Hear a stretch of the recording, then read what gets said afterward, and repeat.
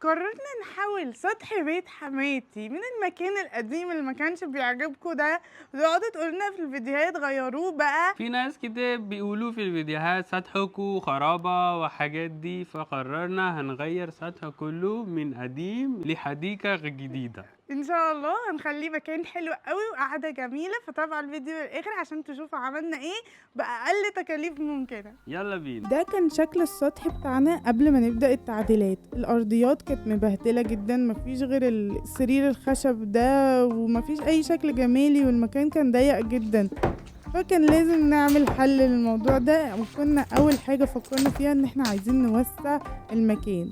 كان قدامنا الأوضة دي كانت أوضة عصافير قبل كده، بس أفضل ما بقاش يربي عصافير، فما بقاش ليها أي لازمة خالص عندنا. فقررنا ان احنا هنهدها ونفتح بقى الفيو ونوسع على نفسنا كده بدل الزنقة اللي احنا فيها. تاني خطوة بقى، ودي اللي غيرت المكان 180 درجة سواء كشكل او وظيفة، هي البرجولة. زي ما انتوا شايفين كنا حاطين قماشة كده ما كانش ليها لازمة، وكانت بتفضل تطير طول الوقت وتجري مننا يعني. فقررنا نحط برجولة حديد. اي نعم كانت اكتر حاجة مكلفة، بس فرقت جدا وخلت السطح مكان نعرف نستخدمه في اغلب المواسم. دلوقتي بقى احنا بندهن الحاجات اللي احنا ضفناها، الريل الحديد اللي هنا اللي هيركب بدل مكان مقفول بأوضة كده. هدينا الأوضة وفتحناها على الفيو. حبينا بقى ندهن كل الحاجات دي بنفسنا، واخترنا لون ابيض علشان هو تقريبا هيكون اكتر لون يليق مع كل حاجة. وصلنا لمرحلة الاسمنت والبهدلة بقى. زي ما انتوا شايفين كان عندنا عواميد عايزة تتملي علشان كمان البرجولة الحديد تكون ثابتة كويس جدا. وادي الرمل، شايفين الرمل هنا لونه اسود ازاي؟ الحقيقة ده رمل من النهر، والرمل هنا عملة نادرة جدا وبيبقى اغلى حاجة في مواد البناء اصلا. بدأنا بقى نعمل الحيطة اللي احنا هديناها دي بقى عشان لما نحط السور، وحطينا فعلا السور بس معرفتش اصوره لكم وهو بيتحط، بس ايه شكله كده شايفينه من بعيد باين. فاكرين بقى الارضيات اللي كانت مبهدله خالص دي؟ كان لازم الاول نسويها بالاسمنت، وطبعا جبنا عمال برضو في المرحله دي. وجبت بقى البلاط ده، اخترته شكله زي الخشب. صراحة هنا في الهند في اشكال حلوة قوي قوي في السيراميك، والاحجام كمان كبيرة وحاجات تحفة جدا. لما تدخل المحل ما تبقاش عايز تطلع منه. بدأنا نرص السيراميك زي ما انتوا شايفين، وكان طالع شكله تحفة. شايفين بقى الكاونتر ده مش جرانيت ولا رخام، ده حجر اسمه كركبا، موجود هنا ورخيص جدا، بيعملوا بيه المطابخ وكده للناس اللي عايزين حاجة سعرها بسيط، ويعني مش مهم الشكل قوي. هو الصراحة شكله مش حلو قوي، هو لونه رمادي كده ومجير، بس احنا قمنا جبنا بقى حتة سيراميكا وحطيناها فوق وكان شكلها حلو جدا. هو كده كده المطبخ ده مش هنستعمله كتير، بس السيراميك هيخلي شكله حلو برضه. احنا خلصنا 50% من الشغل، والحاجات التقيلة والصعبة شايفين الأرضيات شكلها بعد ما اتحطت بقى شكلها رهيب، بس الدنيا وسخة لسه هننضفها يعني. ودلوقتي بالذات بقى أفضل هيبدأ يشتغل في الناحية دي. فكرنا فيها كتير هنعمل فيها ايه. زي ما انتوا شايفين في هنا بيت طوب أحمر، فشكله مش أحلى حاجة يعني. عايزين نقفلها بس بشكل لطيف، يعني مش عايزين نقفلها تماما ان هي النور ما يدخلش كده. فأتمنى بقى شكلها يطلع حلو في الآخر. ان شاء الله يا جماعة. دلوقتي انا هنبدأ وهشوفوا هوريكوا هنعمل ايه.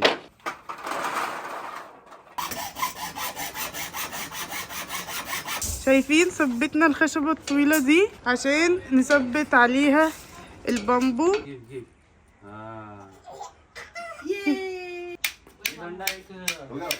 نركبه عن طريق الحبال، وكنا فاكرين الموضوع سهل هياخد يوم مثلا، لكن الموضوع خد مننا 3 ايام متواصلين.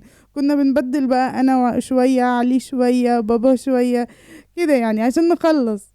بصوا شكله طالع عامل ازاي. اخد مننا وقت طويل جدا، اخد مننا يوم ونص بنعمله، بس الصراحة بعد ما عملناه انا حابة شكله. يعني قولولي برضو ايه رأيكم في فكرة البامبو دي. احنا مخلصناش عشان لسه هندهن الحيطة دي، شايفين شكلها بايظ ازاي. فبرضو الاسمنت ده جديد، والاسمنت اللي هنا برضو شايفين عامل ازاي. وكمان جبنا القماشة البيضة دي عشان نحطها ورا البامبو. فخليكوا بقى معانا لاخر الفيديو عشان هنعمل كل الديكورات المنظر النهائي للمكان، وهنحط نباتات وكده، هنرتب بقى كل الدنيا وننضف كل الدنيا. كان برضو لازم ندهن الحيطة اللي تحت البامبو دي بعد ما خلصنا، لان هي كانت قديمة قوي والدهان ده عليها من سنين وبايظ خالص.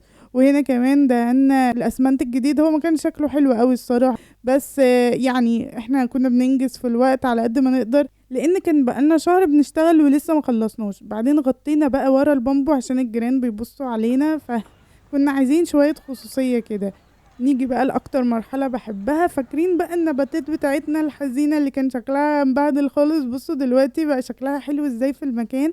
وكمان دهنا القصريات بتاعتها باللون الطوبي ده وطلع تحفة. المرحلة دي مخبيش عليكم، احنا كنت الميزانية قصرت معانا خالص، فقررنا ان احنا اي حاجة تانية هنعملها هتبقى موجودة في البيت. فكنا عايزين نعمل مرجيحة قوي، يعني دي كانت اكتر حاجة نفسنا فيها. فقعدنا نفكر هنعملها ازاي، وفكرنا هنعملها بالكاوتش. انا عارفة ان هي فكرة قديمة شوية، بس صراحة الناتج النهائي طلع حلو قوي. الاول خرمنا الكاوتش بالشكل ده وحطينا فيه الحبال زي ما انتوا شايفين، وعملناها قوية جدا جدا.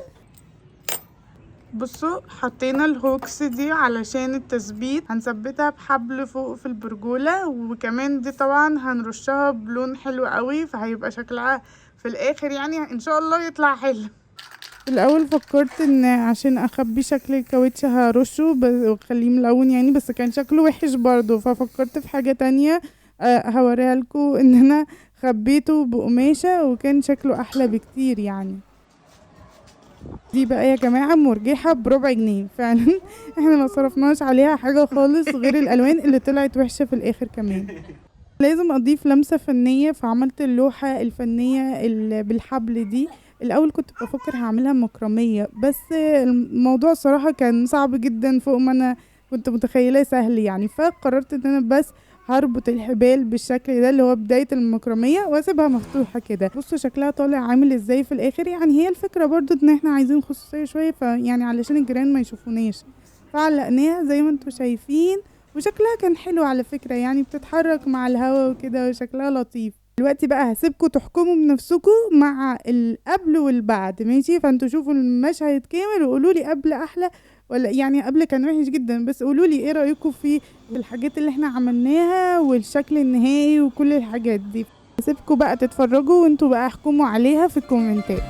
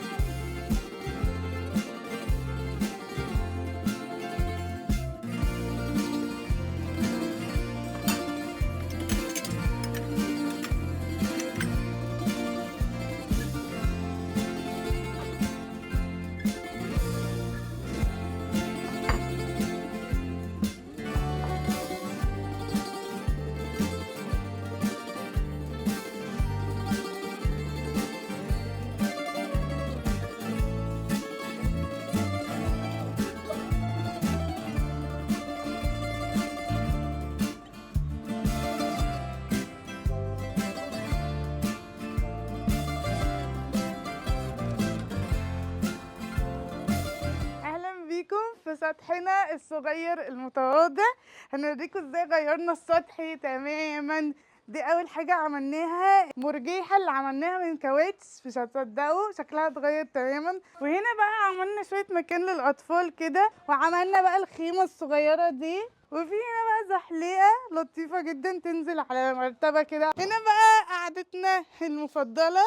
وبصوا بقى دي النباتات بتاعتنا، عندنا الليمون، عندنا جوافة، عندنا مانكا، وساعات بيطلعوا على فكرة ثمار، يعني طلعوا جوافة قبل كده. وبعدين هنا عندكم المطبخ الصغير الكيتشنات كده صغير، حاطة فيه بقى براد كده، هاعمل شاي، هاعمل حاجة سريعة هتبقى حلوة أوي. هنا برضه مرجيحة للأطفال، ودي الwind chimes اللي هي بتعمل صوت لما بصوا ثانية.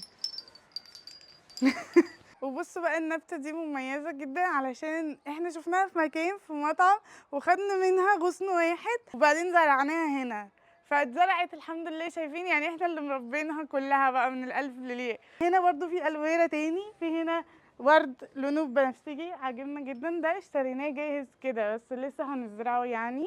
كده بقى وريناكم السطح كله بعد التعديل. قولنا ايه رأيكم في التعليقات، وكمان دلوقتي هقول لحماتي وحماية يطلعوا، هم ما شافوش الشكل النهائي للسطح لغاية دلوقتي لان احنا قلنا لهم هنعملها لهم مفاجأة، فيا رب يعجبهم. هنقول لهم يطلعوا دلوقتي ونشوف رد فعلهم هيكون ايه، وكمان هنشرب مع بعض شاي. يلا بينا. اجاو اوديكم. ابو انا ما شاء الله. السلام عليكم. وعليكم السلام. और कैसा दिख रहा है? बहुत अच्छा। الله ما شاء الله جميل جميل جدا. هذا المكان جميل جدا ما شاء الله. أنتم وجهتم جدا هذا المكان. शुक्रान शुक्रान शुक्रान जजीलन। माशाल्लाह बहुत अच्छा बनाया तुमने, टेरेस का पूरा लुक बदल गया। أنا لا أظن هكذا هذا المكان، لكن هذا المكان جميل جدا ما شاء الله.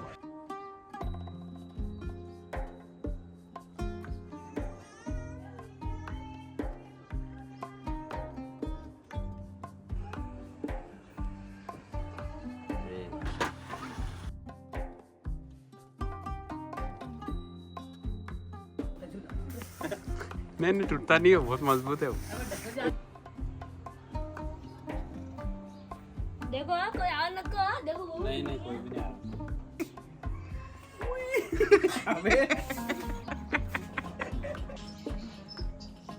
रहा। हटा ली बीच में से।